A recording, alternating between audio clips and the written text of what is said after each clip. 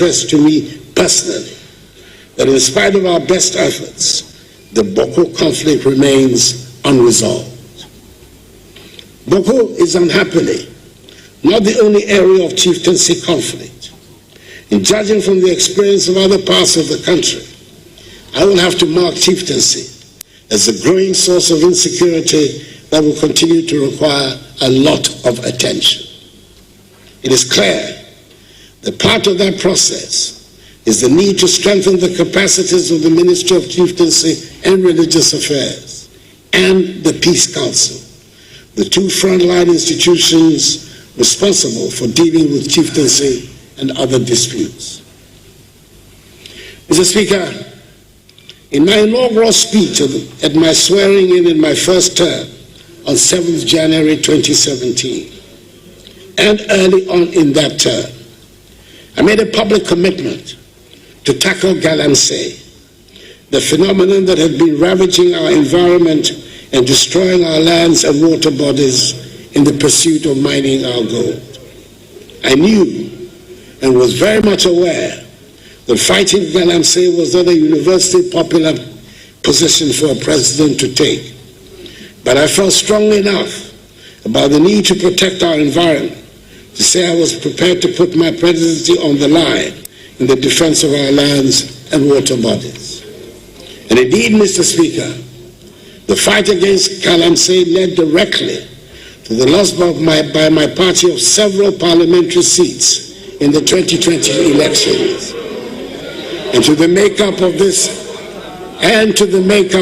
8th Parliament, which affected the implementation of my policy agenda and impacted the second term of my presidency. I welcome the many loud converts to the fight against galamsey that suddenly appeared in the run-up to the 2024 elections. And I pray that more and more of us get to embrace the need for the protection of our lands and water bodies.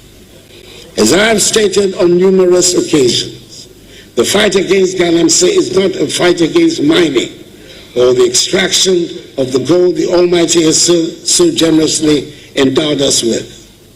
But we owe it to future generations of Ghanaians to extract our minerals in a manner that protects our lands and water bodies. I'm happy to be able to say that we have implemented some of the boldest and most progressive policies in the mining, forestry, and land sectors. As a result of these policies, we overtook South Africa as the leading producer of gold on the continent and have consistently increased gold production to reach an unprecedented 4 million ounces last year. Not only have we revamped dormant mines like the Obuasi and Bibiani mines, we have also worked to deliver the Cardinal Namdi mine, the first large-scale mine in northern Ghana, and the first greenfield gold mines in our country in more than a decade, with the ongoing construction of new mines in Ahafo by Newmont and Upper West by Azuma Resources. To add value to these volumes of minerals, we have constructed, through a public-private partnership, a 400-kilogram capacity gold refinery here in our country. We have also concluded discussions with the parent company of Ghana Manganese Company Limited for the construction of a $450 million United States dollars manganese refinery at Nsuta. Moreover, the establishment of the Ghana Integrated Aluminum Development Corporation and the Ghana Integrated Iron and Steel Development Corporation has laid the groundwork for the industrialization of many of our natural resources.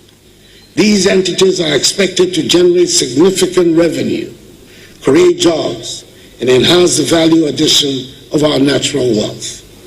Each of these initiatives was guided by the vision to harness Ghana's wealth for the benefit of her people, ensuring a legacy of sustainable development for future generations. We continue to work to increase the forest estate of our country. Under the Ghana Forest Plantation Strategy,